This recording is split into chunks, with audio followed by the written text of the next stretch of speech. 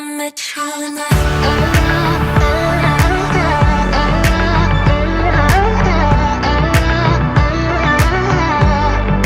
I met Hi, everyone. Welcome back to this week's episode. Welcome back to the podcast. Today, I have Sarah with us today. Hi, Sarah. How are you doing? I'm doing good. Feel so honored to be back here, season 2, episode 10. Let's go, let's go. So, actually, due to internet connection, we are a little bit laggy, but we still want to provide this episode for you guys so you guys can watch and hear wherever you guys are. And I hope that you enjoyed this week's episode. So I think Sarah needs no introduction. Obviously, she's this dope ass person, and she's always been here. She's here at season 1, episode 1. Look how much I've upgraded my stuff. I know I see you over there as a good. And today we're gonna talk about relationships in general. How do you feel about today's topic, Sarah? As Esther knows, I want to ask you a few questions. And of course, the first question I'd ask you is, for you yourself, what exactly is the definition of a healthy relationship? And we're talking about in general, okay? We're not talking like in a romantic way or in a way, yeah, just like in general. I think, Esther, I might have mentioned this to you before, but whenever I think of relationship, I like a healthy relationship, I always think of a healthy relationship being hot. So being hot, meaning being humble, being open, and being transparent. So I think in order to have a healthy relationship, you have to be humble, meaning that you have to be understanding, you have to put your own needs aside sometimes. I think we all have human pride a little bit, but to be humble when you're really thinking of the other person's needs before you, that's healthy, and that's what being in a relationship is about. And then being open. Whenever I think about being open, I mean communication. Every healthy relationship, you need communication is key. I'm sure we've all heard that before, but you need to communicate. You need to communicate expectations. You need to communicate your needs, because if you don't and you just expect it without communicating it, that's when relationships get hurt. That's where relationships get let down. So open, and then lastly, transparent. And by transparent, it means you're transparent. You're truthful. You're not lying. You're honest. You're keeping it 100. You're keeping it real. So when I think of healthy relationships, I always think about being hot. So humble, open, transparent. So let's have those healthy, hot relationships where we are openly communicating, where we're being honest, and we're thinking about other people before ourselves. To be in a healthy relationship, you got to actually like practice those things, because I think it's easy for us to say, oh yeah, I communicate, or I'm not selfish in my relationship, or I'm honest, but it's easier said than done. So that's what makes a healthy relationship, is when you actually do it. Yeah, I agree. So, Sarah, do you think that in your life, relationship is actually like the most important aspect? Ooh, to me personally, relationship, I would say sure relationships are the most important thing in my life. And I think the reason is because, like I said a little bit earlier, as human beings, we are created for a relationship. We are meant to be in community, like with people. Like we like if you've seen, there's even like documentaries, where people who like don't grow up like with people around them, and they have like soul, awkwardness or different things like that. Like it's because as humans, we are meant to be in relationship. And so I think for me, I would say definitely relationship in my life is so important, because not only relationship with others, but relationship with myself. You gotta know yourself. You got to be able to love yourself. And then for me, relationship with God. I have a relationship with God, and my relationship with God helps me have a loving and healthy relationship with other people. So yeah, I would definitely say it's important to me. And Esther, when I think about it, relationships are the only thing that like lasts forever. You know what I mean? Like, we can have so many material temporary things, but those aren't going to last. Where it's like those relationships that you have with people, those last forever. And so I think for me, I would say yes, definitely relationships are the most important thing in life, 'cause those are eternal. That's really interesting to hear from you. Well, it's not really surprising, obviously, as I know you, but I just think that a relationship, in my opinion, like seeing you grow, especially how you're like a foreigner and you come to Jakarta, and then the way you kind of like also get to know the city more is just by getting to know people, getting to connect with other people, and obviously through the institution you're in and everything else, like you you work on those relationship and you develop relationship with people to kind of like understand the way life goes here and just in general, and how you like love people in general, which is, I don't know how you do that, but I just want to, it's just interesting because some people don't think that relationship is an important aspect. And I'm not talking about like in a romantic way, because I feel like when people hear the word relationship, the first aspect that they might think is a romantic relationship, which honestly speaking, that's not everything in life. Relationships in general plays, like, I want to dive into why it plays such a big role and why it has a really big value in it. Do you know what I mean? So going on deeper today, I want to talk about, for you again personally, I think people conflict between the relationship between friends and family. What do you think is more important? Is the relationship with your friend or your family? Oh, that's so tricky. So the question is my relationship with family or friends more important? And then you can't say that your friends are your family, because it doesn't work like that here, okay? No, You can't say that. That's just cliche American style of saying oh I no. make all my friends my family. No. I'm Esther, no, I'm talking about like the Seibert clan, okay? Your mom, your dad, your sister, your nieces and nephew. Not like, come on. You gotta answer this dang question. it. Esther, you guys, Esther knows me too well. The fact that she said that, oh my gosh. How did you know what was in my heart, girl? We've been friends for too long. Okay. Okay. See, okay. I'm not saying my friends or my family, but to go back what you were saying earlier is, maybe for those of you who don't know me, so I've lived overseas without my family since 2012. So when I was only 21, I left America and I came to Indonesia to start working. And so for me, man, family, you are always going to have a special bond no matter what um happens, how old you get.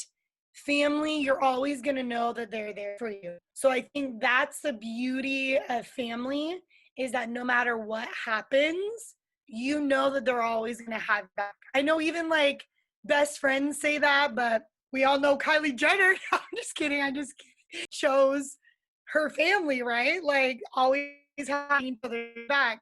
So I'm like, so we can say that, but I think family, it's a whole next level.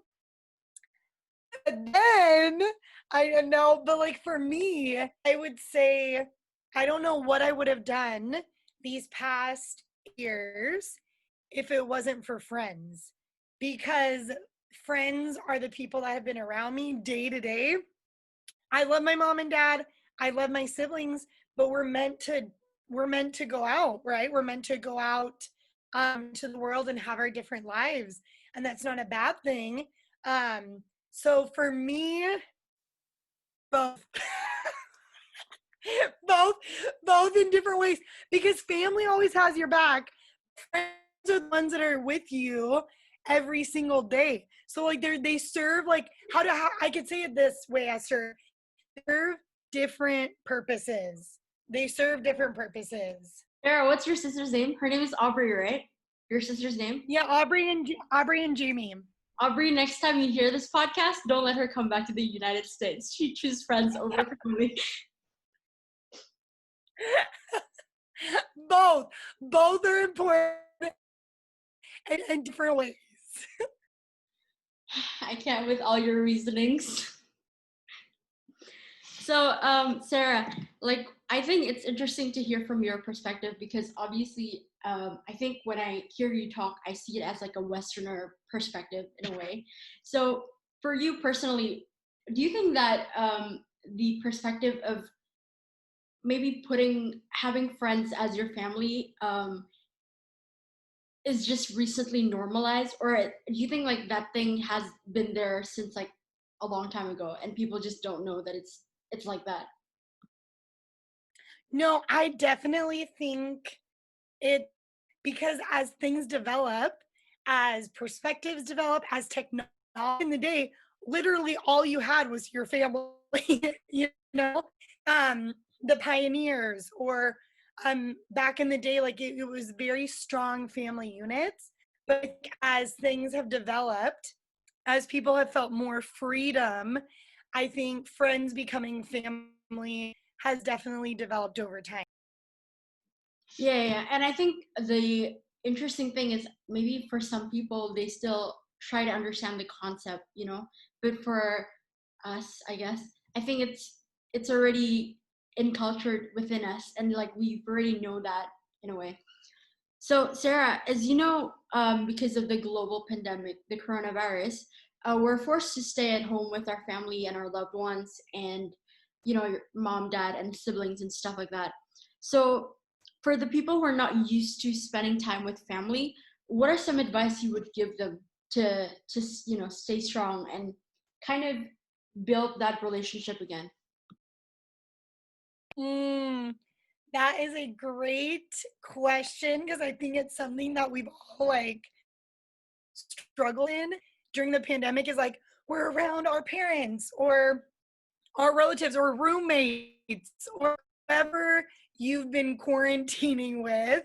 And I think, and I'm just speaking from personal experience, but you can know really fast, right? Like you can be like, why are you doing that?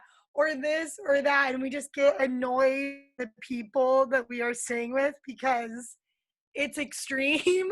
But I think if I could give one encouragement about this, it would be, and I think I heard this quote before, but it's always like, you miss, you don't have. And I think right now during the pandemic, we have our families that we're living with. We aren't seeing the value of it because we see them every day and we get annoyed really fast. But it's like when you're not with them anymore, then you miss them. Like I remember I thought about that when I was in high school. I was like, oh my gosh, I just can't wait to get out of the house. Mom and dad are always on my back, blah, blah, blah, blah, blah. And then like first week of college, I was like, Mom, Dad, I miss you. So it's like, I think everybody is like in it right now. And I would just encourage you, see again, that change of perspective, just see it differently. It's not always going to be like this.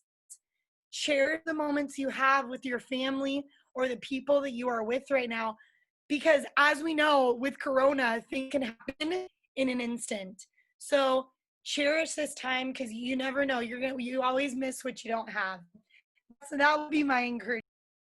Okay, but like, what about people that are quarantining with their friends? That's like a different type of situation, right? Like, some international schools, like my friends that are, abroad, they can't necessarily be with their family because of, circumstances, obvious reasons. So in your opinion, for them that are overseas, that are far from their family and quarantining with their friends and, relatives or something, like, how do you think that from their perspective, what's a good way to look at it? Like, as if, oh, like, do I feel like I have to be with my family right now, or do I have to be with my friends? How does relationship plays, like a role in that area?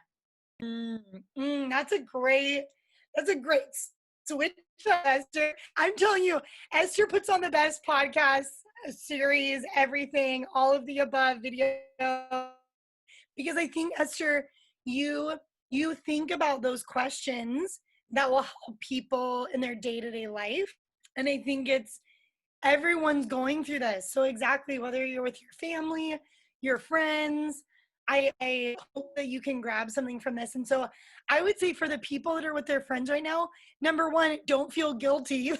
Like, don't feel guilty that you're not with your family, and just see it as like, this is the place that I am right now. And go back to what I said earlier, but during the season, your friends are your family, and to continue to cherish them, love them during the seasons. You can still call your family. I mean, we live in 2020, people, so there's different technology. You can talk to your family. So don't feel guilty. You can reach out to your family. But see, yeah, I would just encourage people to see their friends as family during this time. And oh, before I forget, another way to help people, whether you're with friends or family, take time for yourself. Don't forget to take time for yourself, because whether that's going in your room or listening to music or journaling or watching something alone, or the people around you, when you can take some time for yourself. And like I said earlier, relationship with yourself is important. Relationship with others is important. So, Sarah, thank you for that. Thank you for answering the questions. So, I actually, yesterday, I hopped on Instagram and I kind of told people that we're having an interview today.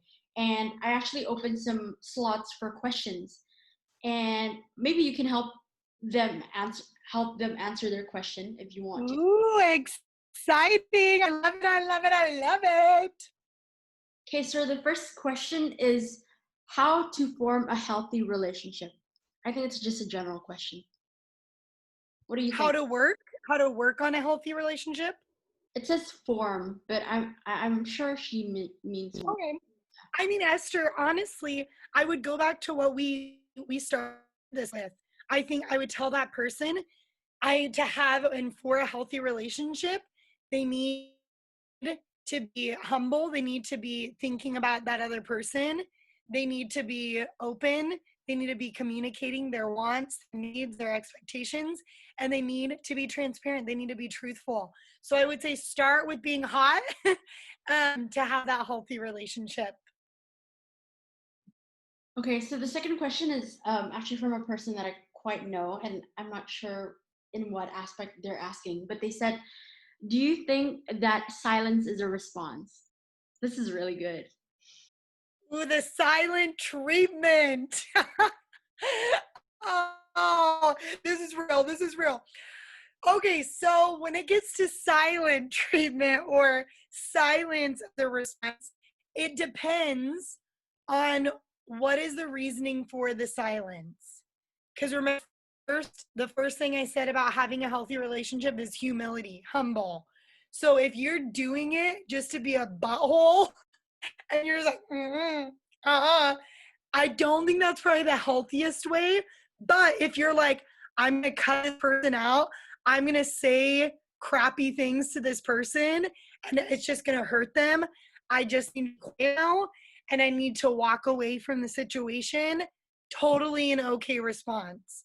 So hopefully that makes sense. If you're doing it just to be, you know what, probably not the best. But if you know yourself and you're like, I'm just gonna say worse things if I do talk, I just need to shut my mouth, then I think that's a good response.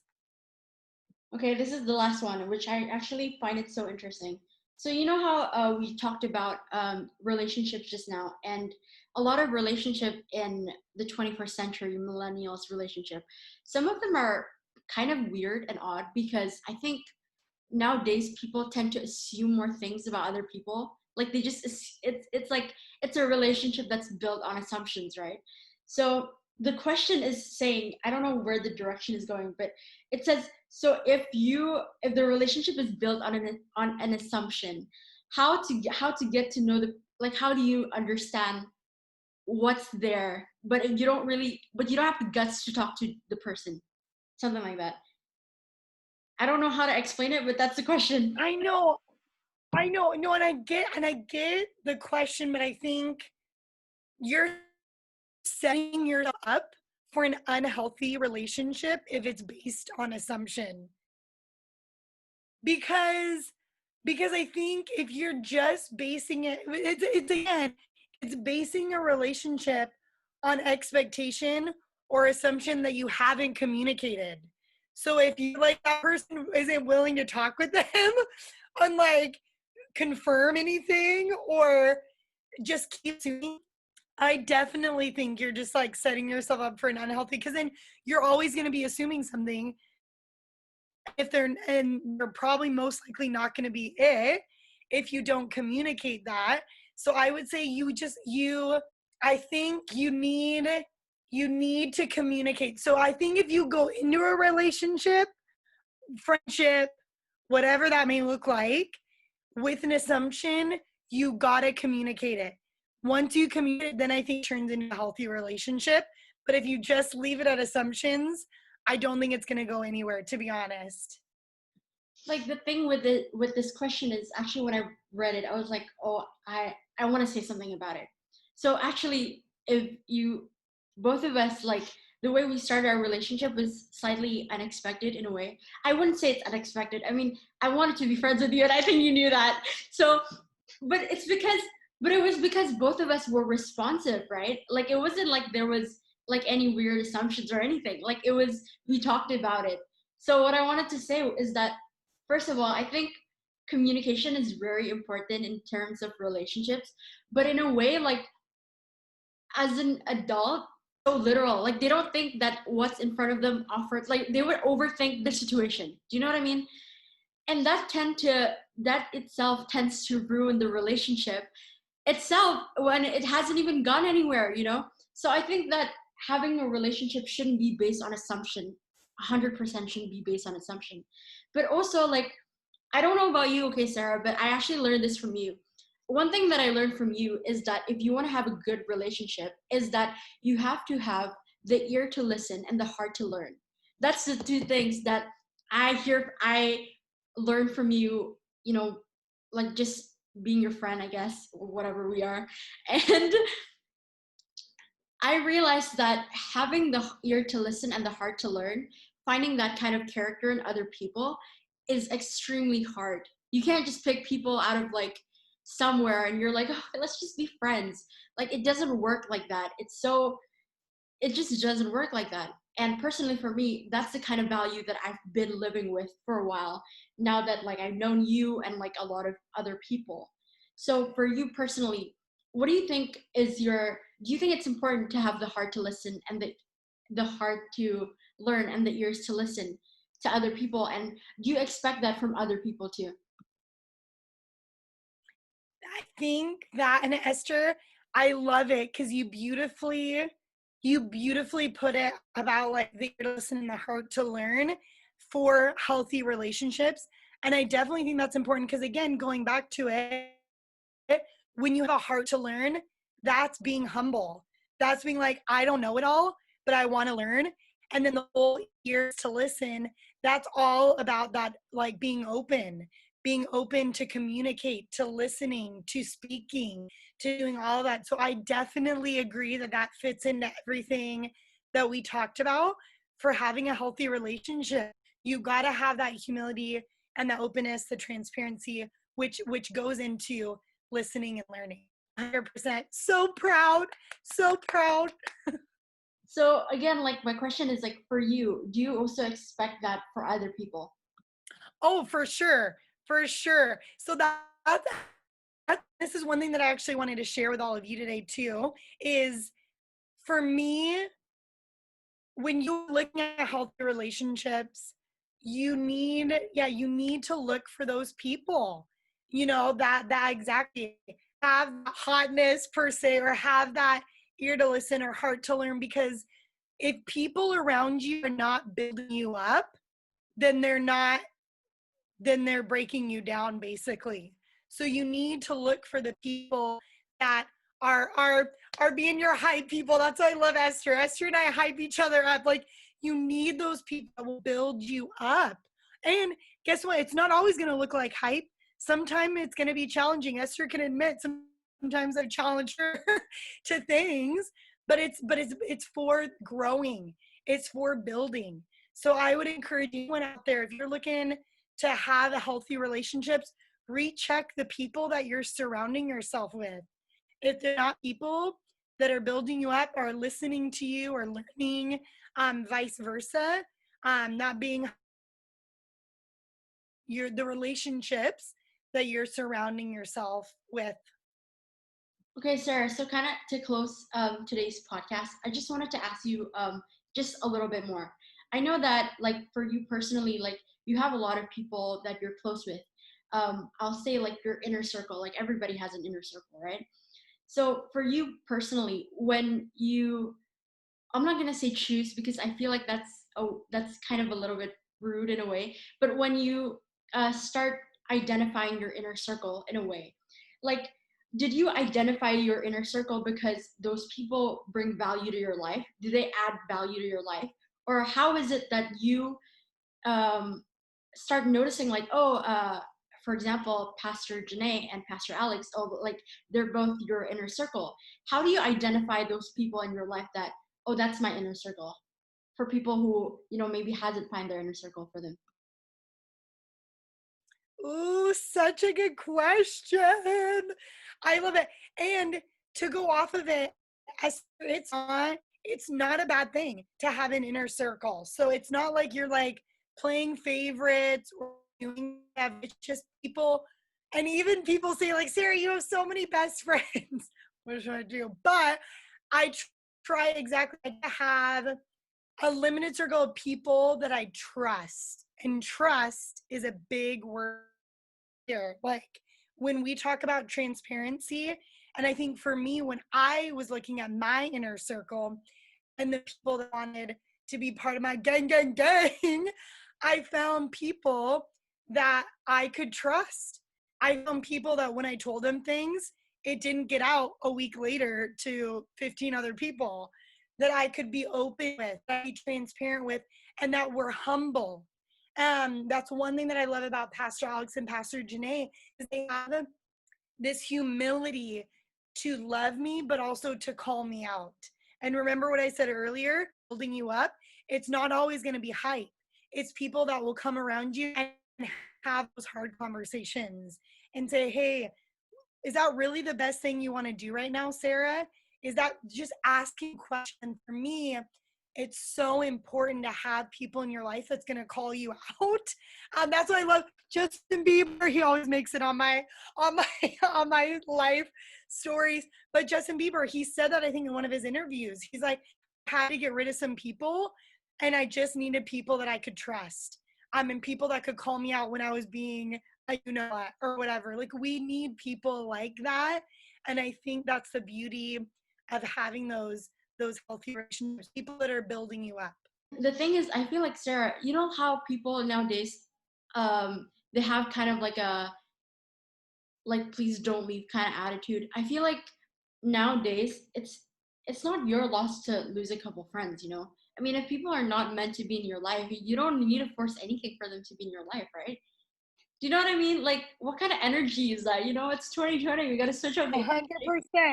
100%.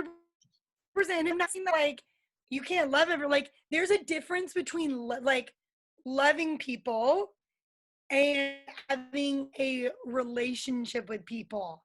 And I want people to take note of that today, is like, I can still love people, but that doesn't mean they're in my inner circle. That doesn't mean I'm going to tell them everything.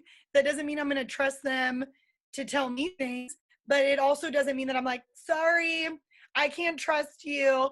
But it's like, no, I love you. I can still hang out with people, but healthy relationships will look different with your inner circle than it does Well, thank you so much for being on today's podcast, Sarah, for talking. If any of you noticed, her picture's right there.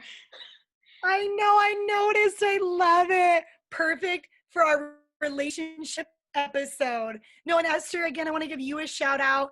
Thank you for just creating a platform for people to be heard, for people to listen, for people to learn. And so I'm just so proud of you, and I feel honored to be here today. Thank you, Sarah. See you guys. I met you in the